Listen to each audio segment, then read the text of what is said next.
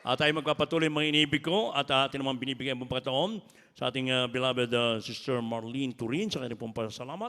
Hallelujah, praise the Lord. Ang unang pagbati sa ating pinakamamahal na Panginoong Yesus at sa ating beloved Pastor Wildy Almeida at sa kanyang beloved buting Hallelujah, Assistant Pastor Lina si Almeida at sa kanyang mga anak. Hallelujah. Magandang hapon po sa inyong lahat mga kapatiran. Nagagalak po ako na ako'y napunta dito sa Baguio. Nanonood po ako lagi sa FB. Sabi ko, kailan kaya ako makakapunta sa Baguio para po ako makapagsamba doon at maluwalhati ang ating pinakamamahal na Panginoong Yesus sa ginawa niya sa buhay naming mag-asawa. Dahil po dati, ako po ay talamak na sugarol. Pati ang aking beloved husband. Lagi po kami nag-aaway. Tuwing magtitinda po siya ng taho, uuwi po siya, wala po yung kinita niya. Binubutas ang bulsa niya, sasabihin niya nalaglag. Hanggang sa ako din po, yung kinikita niya sa taho, susugal ko po yan hanggang sa maubos. Sa halip na manok ang ulam, nagiging tuyo, nangungutang pa ako. Ganyan po kalala ang buhay namin mag-asawa. Alos magkaiwalay kami, lagi kami nagkakasakitan. Hallelujah. Hanggang sa nagkasakit po siya. Matindi po ang sakit na dumapo sa kanya, hallelujah, sa kanyang pagsusugal. Nandiyan po yung sakit sa puso, nervous breakdown, insomnia, lahat po ng sakit na yan dumapo sa kanya. Saan albularyo kami napupunta.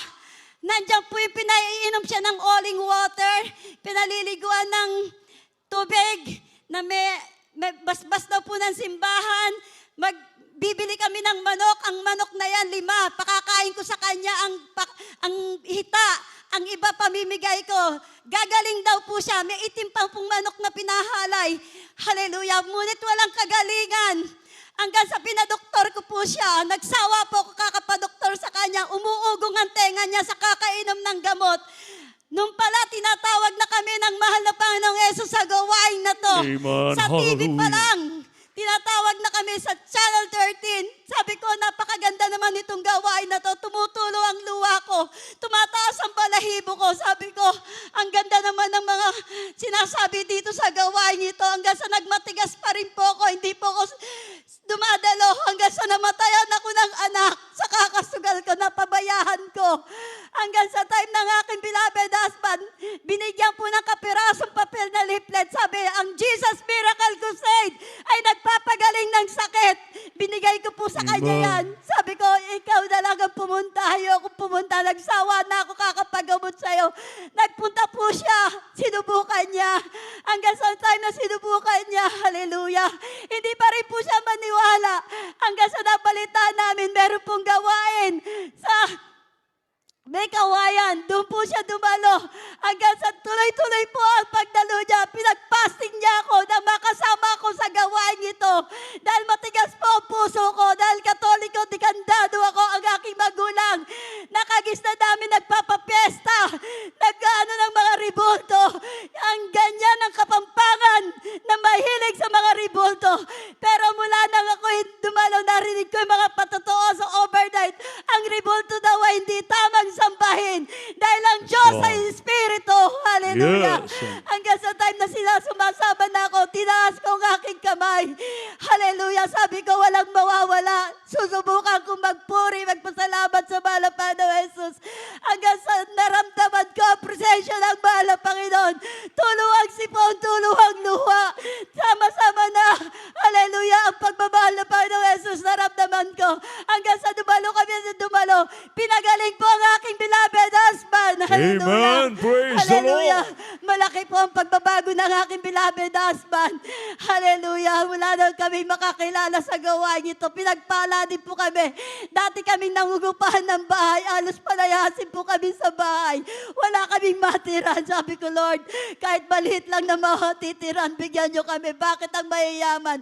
Napakaraming bahay. Hallelujah kami. Wala. Naririnig ko sa mga patoto, sa mga kapatiran.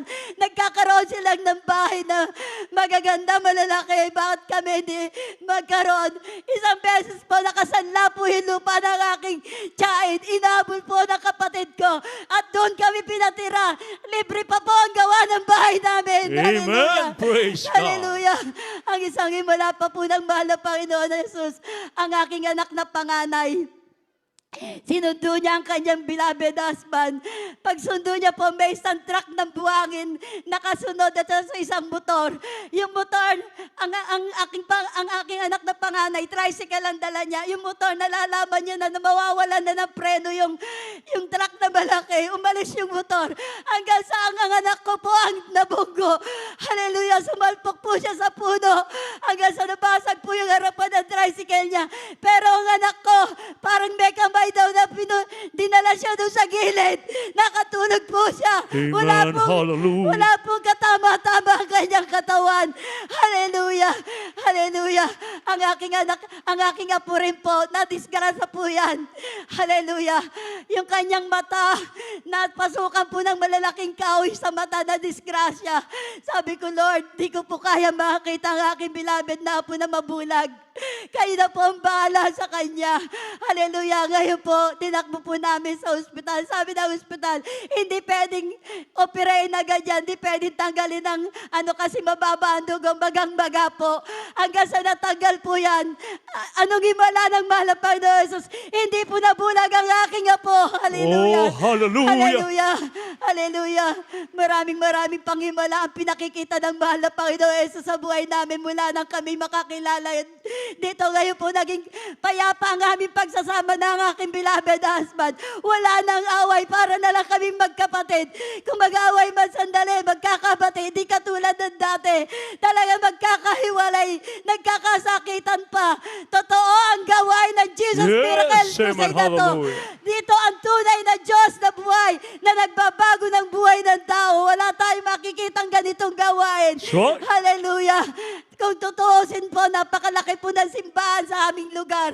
Dinadayo pa po yan. Pero sabi ko, bakit ako babalik sa aking kinagisnan? Nakatagpo na ako ng tunay na gawain ng malapang na Jesus. Dito sa gawain ng Jesus Miracle Crusade. Amen. Hallelujah! Ang lahat ng kapurihan at pasalamat ay sa ating pinakamamahal na Panginoong Jesus po lamang. Amen. Praise the Lord. God bless you po, beloved Sir Marlene Turins. Pinagpalang pa ito niyang kapuri-puri kamanghamang ating pinakamahal na panahon. Abat habang naghahanda na po ating beloved choral group sa kanilang formation, idagdag ko po yung patutuon. Nakalimutan niya itong importanteng patutuon ng kanyang beloved husband. That this was 24 years ago. Press na press pa sa aking isipan, mga inibig ko. Na yung kanyang mga asawa nagtitinda ng taho, doon sa lugar na pinagkisindahan niya, may nainggit doon na kapwa niya magtataho. Kasi laging nauubos yung kanya, yung kanila ay para bagang hindi na bebenta. So sa madaling salita, may inibig ko, binantaan siya nung mga kapwa niya magtataho. Sabi niya, pag hindi ka umalis dito, ay hindi ka nasisilayan ng araw bukas. Pag pumunta ka pa uli rito. Hallelujah, praise the Lord, sabi niya. Praise the Lord ka pa, sabi niya. Sabi nung nagbanta sa kanya, mga inibig ko. So sa madaling salita, kinabukasan, pumunta ulit siya doon sa pwesto na yun. At talaga naman pong galit na galit yung mama na nagbanta sa kanya. Ano po ang ginawa, mga inibig ko? Inilabas yung 29 na double blade. Made in Batangas, mga inibig ko. At talaga naman po yung kanyang malasawa, ating asawa na beloved brother, beloved Sir Marlene, na kung saan may inibig ko ay wala siyang ginawa kundi nagsisika agad, mahal na Panginoon, iligtas mo ako sa kapahamakang ito. Yung pong mama na nagalit sa kanya, kasi nainggit ba, may inibig ko, yung malaking ganyan na 29 double blade, isinaksak ng ilang beses sa kanyang katawan, mga inibig ko. Habang sinasaksak siya, hallelujah, praise the Lord. Sunod-sunod na saksak, mga inibig ko, at yung pinakahuling saksak, mga inibig ko, pag saksak ulit, hallelujah, praise the Lord, nabaluktot yung 29, mga inibig ko. Nung makita nung mama yun, mga inibig ko, natakot, tumakbo, mga inibig ko. Yung ating mga nakapatid, sabi niya nga, totoo ang ating pinakamamahal na Panginoon na ng Diyos ay nagliligtas, mga inibig ko. Yung pong kapatutunan, hindi ko makalimutan kasi ipinapatuto ko lagi yan pag ang topic ko ay God preserve life, mga inibig ko. Totoo na ang Diyos ay nag-iingat ng buhay, mga inibig ko. Kaya tayo pinagpala sa lahat ng pinagpala, mga inibig ko. Kaya agpatuloy kayo, kakabsat kayo, baguhan tayo ng datoy. Nagtalik kayo kinaapod sa malo nyo, amin ti parabo, nga gapo kinaapod Diyos. Amen. Praise the Lord.